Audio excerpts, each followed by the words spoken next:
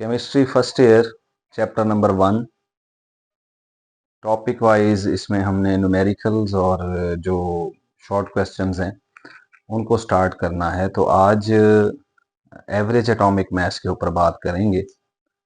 और average atomic मास जो है इसको डिफाइन भी कर दिया है मैंने, लेकिन इसका जो बेसिक कॉन्सेप्ट है उसको मैं फर्स्ट ऑफ ऑल आपके सामने एक्सप्लेन कर देता हूँ कि ये होता क्या है।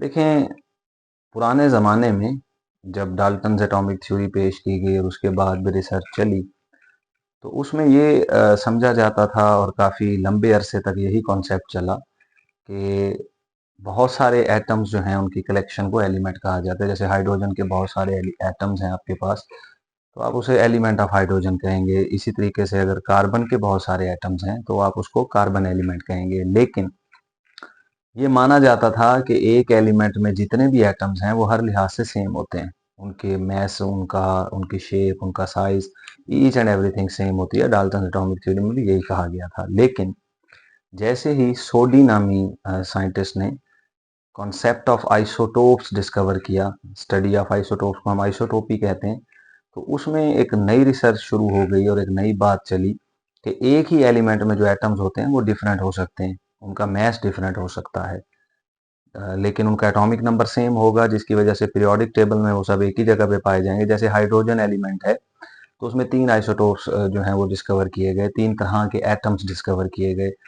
कुछ का मैस 1 था, कुछ का 2, कुछ का 3, लेकिन एटॉमिक नंबर सबका 1 था।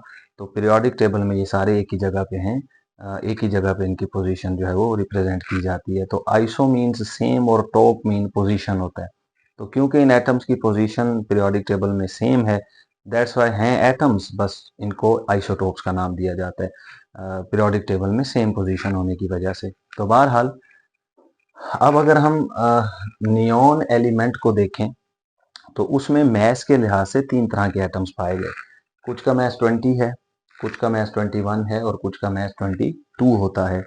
अब इनमें हर एक की अपनी परसेंटेज है। जैसे एलिमेंट में 90.92% जो है वो ये वाले एटम्स होते हैं, और 0.26% ये, और 8.82% ये वाले एटम्स होते हैं। मतलब अगर मेरे पास 100 एटम्स हों नियॉन एलिमेंट में, नियॉन के 100 एटम्स हो, तो उनमें से 91 एटम्स ऑलमोस्ट वो होंगे जिनका मैस 20 होगा।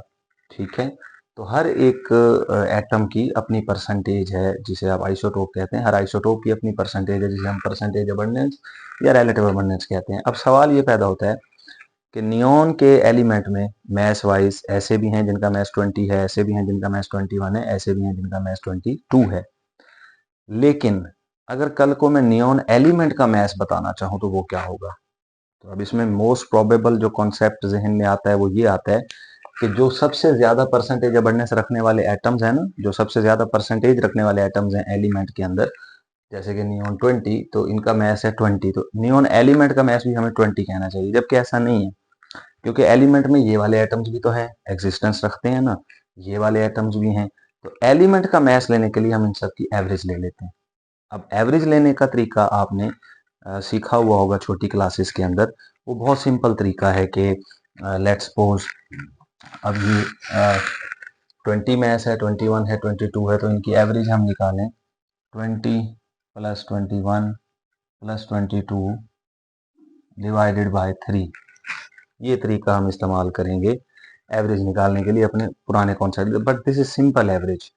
अब अगर हम गौर करें तो टोटल हम डिवाइड करें 3 पे, तो क्या नियॉन के एलिमेंट में सिर्फ 3 एटम्स पाए जाएंगे? ऐसा तो नहीं है, बेतहाशा एटम्स होंगे नियॉन के एलिमेंट में, नियॉन के बहुत सारे एटम्स होंगे। तो हम एट लीस्ट 100 एटम्स तो कंसीडर करें ना, क्योंकि हम परसेंटेज की बात कर रहे होते हैं। स्टैंडर्ड हमारे पास ये है कि हम परसेंटेज की बात कर लें, आउट ऑफ 100 बात कर लें, तो 3 एटम्स तो होने से रहे। सो अब हमें क्या करना पड़ेगा, हमें, और दूसरा प्रॉब्लम, मैंने लिखा 20, इसका मतलब है 20 मैथ्स रखने वाला सिर्फ एक एटम कंसीडर किया मैंने, जबकि अभी मैंने कहा कि 20 मैथ्स रखने वाले तो इतने सारे एटम्स हैं। इसी तरह 21 मैथ्स रखने वाले ये एटम्स हैं, 22 मैथ्स रखने वाले इतने सारे एटम्स हैं, तो मैंने तो सिर्फ एक एक एटम को कंसीडर किया है। तो ये तरीका गलत हो जाता है। तो कब ऐसा होगा कि 20 मैथ्स रखने वाले तमाम एटम्स को आप यहाँ पर शामिल करें? ऐसा कैसे हो सकता है? वो यूं हो सकता है कि मैं अगर 20 को मल्टीप्लाई कर दूं इनकी परसेंटेज के साथ, तो इसका इसमें ये है कि अब जितने एटम्स का मैस भी 20 है ना, वो सारे शामिल हो गए। 21 को मल्टीप्लाई कर दूं उनकी परसेंटेज के साथ, जितने एटम्स का मास 21 है वो सारे शामिल हो गए इस एवरेज के अंदर। 22 मास रखने वालों को उनकी परसेंटेज से मल्टीप्लाई कर दिया, तो जितने एटम्स का मास 22 है वो सारे शामिल हो गए इस एवरेज के अंदर। और टोटल 90.92, 0.26, 8.82 टोटल करूं तो 100 बनता है, तो 100 पे डिवाइड कर दिया। तो इन सब की अच्छा, इस तरह की एवरेज को जिसमें आप सब चीजों को शामिल करें, this was simple average, but इसको कहा जाता है weighted average. This is weighted average. और इस तरह से जो आंसर आता है वो 20.18 आता है। हाँ, इसमें अब कोई शक नहीं कि 20.18 20 के ज्यादा करीब है। करीब तो होना चाहिए था जवाब इसके, क्योंकि ये सबसे ज्यादा अमाउंट में मौजूद है, ये वाले जो एटम्स हैं सबसे ज्यादा अमाउंट में मौजूद है। तो डेफिनेटली 20.18। अब मैं ये नहीं कहूंगा नियोन एलिमेंट का मास जो है वो 20 है या 21 है, वो उसके अंदर जो एटम्स हैं कईयों का मास 20 है, कईयों का 21, कईयों का 22, लेकिन एलिमेंट का मास मुझे कहना पड़ेगा 20.18। तो इसको मैं एटॉमिक मास नहीं कहूंगा, इसको मैं एवरेज एटॉमिक मास कहूंगा। तो अब आपको अंडरस्टैंडिंग मिल चुकी होगी कि जो एलिमेंट का मास होता है उसको एवरेज एटॉमिक मास कहा जाता है, और इसको फ्रैक्शनल एटॉमिक मास भी कहा जाता है, बिकॉज ये जवाब आपके पास ऑलमोस्ट फ्रैक्शंस में ही आएगा, क्योंकि आप सब आइसोटोप्स को शामिल करें, सबकी परसेंटेजेस को शामिल करें, तो ऑलमोस्ट तमाम एलिमेंट्स का जो एवरेज एटॉमिक मास है वो फ्रैक्शंस में आता है। दैट्स वाई इसको फ्रैक्शनल एटॉमिक मास भी कहा जाता है। So this is the basic concept of average atomic mass. और इसमें आप अब डेफिनेशन देखें कि weighted average of masses of all the isotopes of an element। मतलब एवरेज एटॉमिक मास क्या है, एक एलिमेंट का मास है, लेकिन वो वेटेड एवरेज है। दैट्स वाई ये डेफिनेशन आपके पास बनेगी। अब जाहिर है बुक में इस तरह के क्लियर कट वर्ड्स जो है वो उसने नहीं लिखे हुए, लेकिन एक प्रॉपर डेफिनेशन एवरेज एटॉमिक मास की ये बन सकती है। तो नीचे मैंने एग्जांपल के तौर पे ये कोट किया, और इसी को आप एक एज अ न्यूमेरिकल भी ले सकते हैं, क्योंकि आपकी बुक में जो चैप्टर 1 है उसमें जो एग्जांपल नंबर 1 है। अब इससे रिलेटेड एक शॉर्ट क्वेश्चन भी आया करता है जो कि बहुत इंपॉर्टेंट है। कि अब ये तो हमें समझ आ गई कि एक एलिमेंट में मैस वाइज डिफरेंट टाइप के एटम्स हैं, तो एलिमेंट का मैस उन सब की वेटेड एवरेज होगा। वो वेटेड एवरेज निकालना मैंने आपको सिखा दिया। अब ना क्वेश्चन ये आता है जो मैंने इधर लिख दिया है कि no individual neon atom in the sample of neon element has a mass of 20.18 AMU।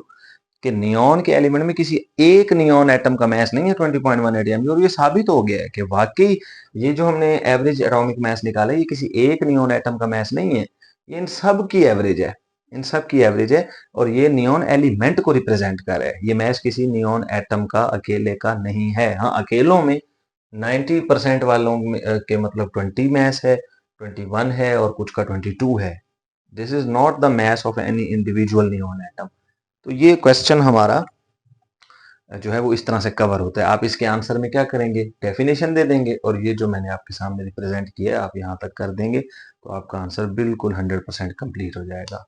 अब इसी से रिलेटेड कुछ और एग्जांपल्स भी हम कर लेते हैं, जब हम बात कर ही रहे हैं कि नियॉन के अगर दो आइसोटोप्स, क्लोरीन के दो आइसोटोप्स होते हैं, नियॉन के 3, क्लोरीन के 2 isotopes. Chlorine has 2 isotopes. Isotopes मतलब मैंने अभी कहा isotopes are nothing special, they are atoms जिनका मास डिफरेंट है, एटॉमिक नंबर सेम है, पीरियोडिक टेबल में पोजीशन सेम है, जिसकी वजह से हम उनको आइसोटोप्स कह रहे हैं। Simple is this. अच्छा, अब दो तरह के आइसोटोप्स होते हैं, मतलब जब मैं क्लोरीन के एलिमेंट में जाऊंगा तो मुझे दो तरह के एटम्स नजर आएंगे मैस वाइज। कुछ का मैस क्या होगा 35, कुछ का क्या होगा 37। अच्छा, अब 35 वाले कितने होते हैं, ऑलमोस्ट 75%। 37 वाले कितने होते हैं 24.47। मैं अंडरस्टैंडिंग के लिए इसको 25% कह देता हूँ। मतलब अगर मुझे क्लोरीन के एलिमेंट में 100 एटम्स ऑफ क्लोरीन मिले, तो उनमें से 75 एटम होंगे जिनका मैस 35 होगा, 25 एटम होंगे जिनका मैस 37 होगा। सिंपल। अब क्लोरीन एलिमेंट का मैस क्या होगा, वो इनकी एवरेज होगा। कौन सी एवरेज, सिंपल नहीं, वेटेड एवरेज, क्योंकि उसमें सब शामिल होंगे। तो वेटेड के लिए आपके सामने है 35 वाले कितने हैं, इतने हैं जी, सबको शामिल कर लो। प्लस 37 वाले कितने हैं, इतने हैं, सबको शामिल कर लो। टोटल 100 कंसीडर कर रहा हूँ मैं आउट ऑफ 100। ये स्टैंडर्ड है हमारे पास। अगर 35 प्लस 37 डिवाइडेड बाई 2 करूँ तो ये अजीब गरीब बात होगी कि एलिमेंट में सिर्फ दो एटम्स तो नहीं हो सकते ना।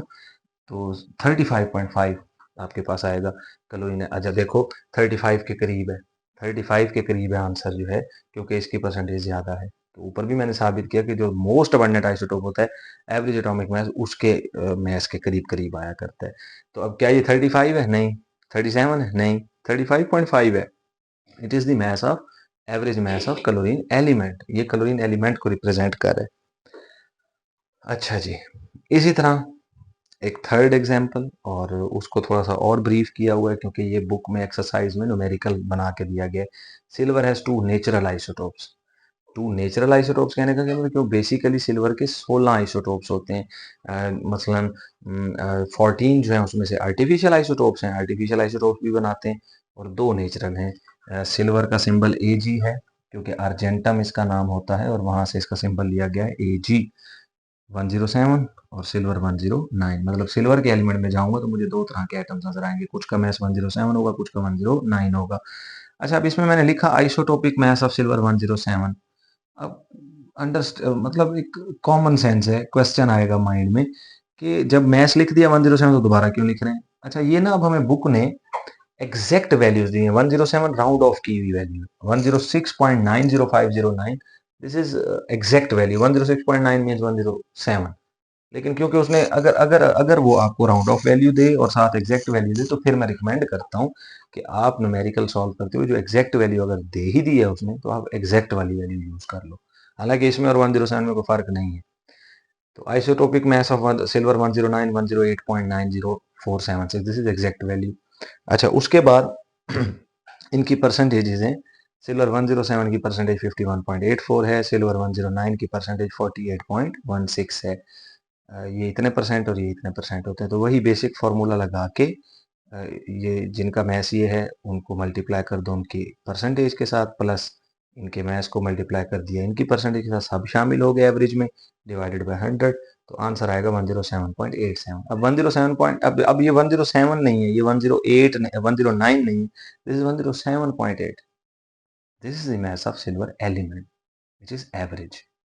अब आप देख सकते हैं तीन एग्जांपल्स मैंने आपके सामने दिए, जिसमें से एक शॉर्ट क्वेश्चन भी है एक्सरसाइज का। अब इसमें आप देखें कि इसका भी फ्रैक्शन में आया, इसका भी फ्रैक्शन में आया जवाब, और इसका भी फ्रैक्शन में आया।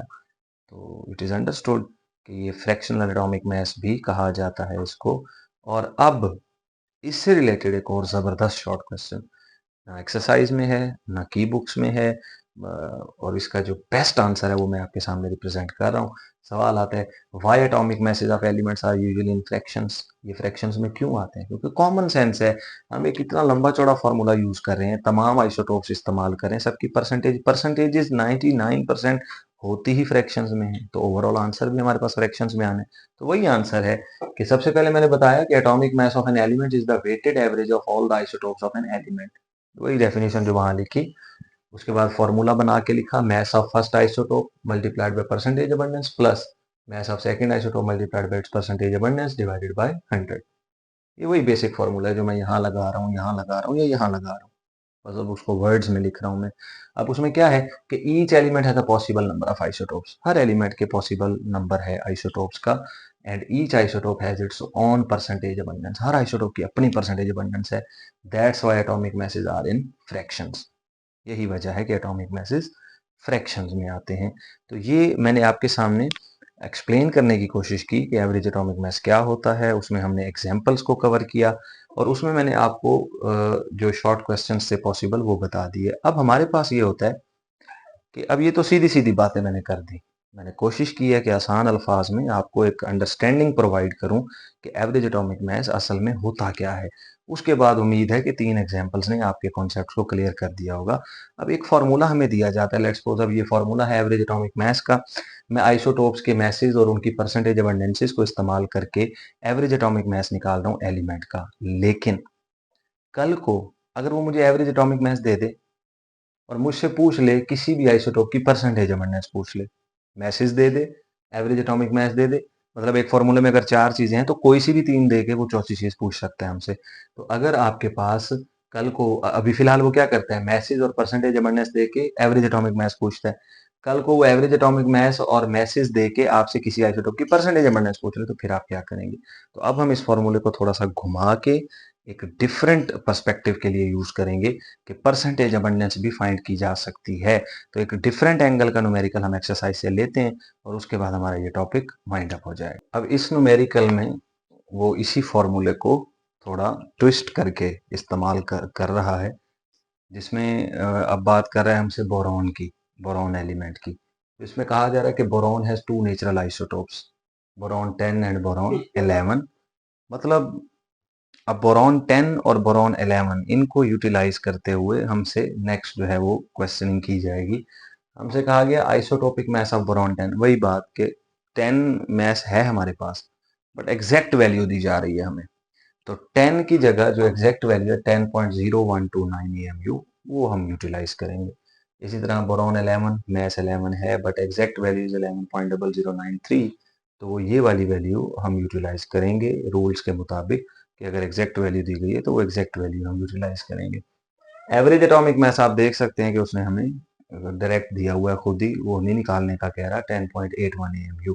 तो पहले हम एवरेज एटॉमिक मास खुद निकालते थे लेकिन अब वो हमें दे रहा है और अब हमसे कह रहा है कि percentage abundance of boron 10 find out कीजिए, percentage abundance of boron 11 find out कीजिए। तो बहुत सिंपल है। सॉल्यूशन में हम कहते हैं कि let percentage abundance of boron 10 is equal to X. अब ये क्यों किया? देखिए मैथमेटिकली चीज़ों को सॉल्यूशन की तरफ लेके जाने के लिए आप पॉजिटिव चेंजेस कर सकते हैं जो मैथमेटिकली एक्सेप्टेबल हो। अब मैं पूरे फॉर्मूले में परसेंटेज अबंडेंस ऑफ बोरॉन 10 लिखूंगा तो उससे बेहतर नहीं है कि मैं इसकी जगह सिर्फ एक्स लिखूं और मैं अपने काम को शॉर्ट करूं और सॉल्यूशन की तरफ लेके जाऊं। इसी तरह परसेंटेज अबंडेंस ऑफ बोरॉन 11 अब स्टूडेंट सोचते हैं कि इक्वल टू वाई होनी चाहिए, लेकिन ऐसा नहीं है क्योंकि अगर मैं इसको इक्वल टू वाई करता हूं तो इक्वेशन जो मेरे पास बनेगी बाद में वो सॉल्वेबल नहीं होगी।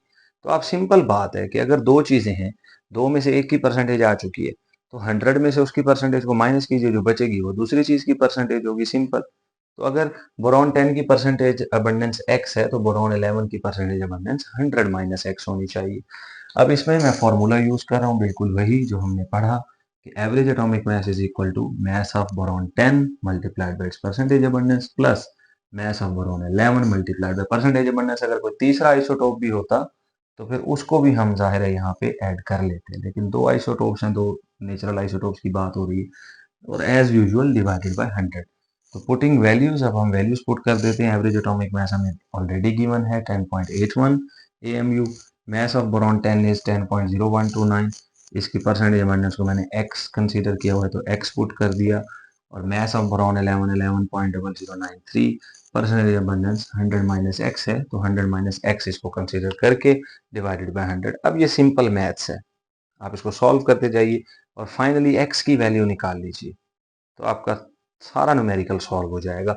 तो हम क्या करेंगे, जाहिर है 100 इधर आके मल्टीप्लाई हो जाएगा और इधर ये सारी वैल्यूज रह जाएंगी, ये दोनों इकट्ठी करके मैंने यहाँ लिख दी और 11.0093 दोनों से मल्टीप्लाई हो जाएगा। 100 से मल्टीप्लाई होकर ये 1100.93 प्लस माइनस माइनस इससे x से मल्टीप्लाई होकर 11.0093 x हो जाएगा। अब सॉल्व करते जाइए, ये 1081 बनेगा 10.0129 x माइनस 11.0093। इस वैल्यू को मैं यहाँ ले आया हूँ, जो एक जैसी वैल्यूज है उनको इकट्ठा कर लीजिए। मतलब x वाली वैल्यूज को मैंने इकट्ठा कर लिया और जो विदाउट x है उसको मैंने बाद में लिख लिया। अब मैं क्या करूंगा, अब ये वैल्यू इस जैसी है, इस जैसी मतलब विदाउट x, विदाउट मतलब एक्स वाई जी जो भी है। तो इसमें आप क्या करेंगे, आप इस वैल्यू को इधर ले आइए, तो इधर ये अगर प्लस हो रही है तो इधर आगे क्या हो जाएगी माइनस। अब इन दोनों में x कॉमन आ गया, इन दोनों में x कॉमन निकाल लें तो ये x कॉमन है तो 10.0129 माइनस 11.0093 सॉल्व कीजिए, ये आंसर आएंगे। ब्रैकेट ओपन कीजिए तो माइनस 0.9964 एक्स हो जाएगा। अब मैथमेटिकली क्या है कि देखें ये माइनस से माइनस कैंसिल हो जाएगा, दोनों तरफ माइनस है तो 19.93 इज इक्वल टू 0.9964 एक्स। तो अब फाइनली मैं क्या करूंगा, x की वैल्यू फाइंड करने के लिए 0.9964 इससे मल्टीप्लाई है, इधर आके ये डिवाइड हो जाएगा। तो मैंने इसको सही करके लिख दिया कि x is equal to 19.93 divided by 0.9964। अब आंसर निकला 20.002। अब यहाँ पे मिस्टेक नहीं करनी, यहाँ पे मिस्टेक नहीं करनी कि 20.002 आंसर निकालते ही बच्चे इसके साथ परसेंटेज का साइन लगा देते हैं। भाई नहीं लगाना, क्योंकि ये आपने अभी सिंपली x की वैल्यू निकाली है, अभी आपने इसको परसेंटेज कहा नहीं है। अब आप इसको रिजल्ट दीजिए, percentage abundance of boron 10 will be equal to x, x will be equal to 20.002% और percentage abundance of boron 11 will be equal to 100 minus x, जो आपने कहा था पीछे। तो 100 में से इसको माइनस कीजिए तो 79.998% आपका आंसर आ जाएगा। अब इसमें ये आपका कंप्लीट टॉपिक था एवरेज एटॉमिक मास। हमने इसको अंडरस्टैंड किया कि एवरेज एटॉमिक मास क्या होता है, रेलिवेंट एग्जांपल्स के साथ हमने एक्सप्लेन किया, कॉन्सेप्ट को अंडरस्टैंड करने की कोशिश की। एग्जांपल्स जो दी हुई हैं, जो बुक में एक्सरसाइज में इससे रिलेटेड न्यूमेरिकल्स हैं, वो सब चीज़ें हमने अपने कॉन्सेप्ट को अंडरस्टैंड करते ही साथ सॉल्व कर ली हैं। और जो इससे रिलेटेड पॉसिबल शॉर्ट क्वेश्चन हैं वो भी हमने कर लिए। तो ये कंप्लीट पैकेज है। अगर इस लेक्चर को आप अच्छे तरीके से सुनते हैं, बार-बार सुनते हैं, अंडरस्टैंड करते हैं, तो इससे रिलेटेड जितने भी मार्क्स आए आपके पेपर में, जितने भी मार्क्स के क्वेश्चंस आए, वो आपके डिस्टर्ब नहीं हो सकते। तो इसी तरह हम इंशाल्लाह बाकी टॉपिक्स को भी कवर करेंगे। खुदा हाफिज़।